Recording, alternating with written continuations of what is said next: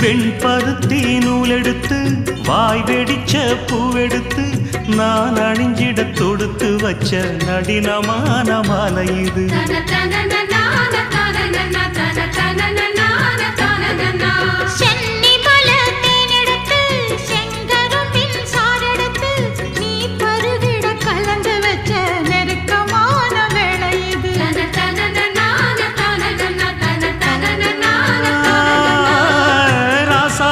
உடம்பிருக்கும் ரவிக்க துணி நானாக அன்னாடம் சூடி கொள்ள ஆசை வச்சாகாதா.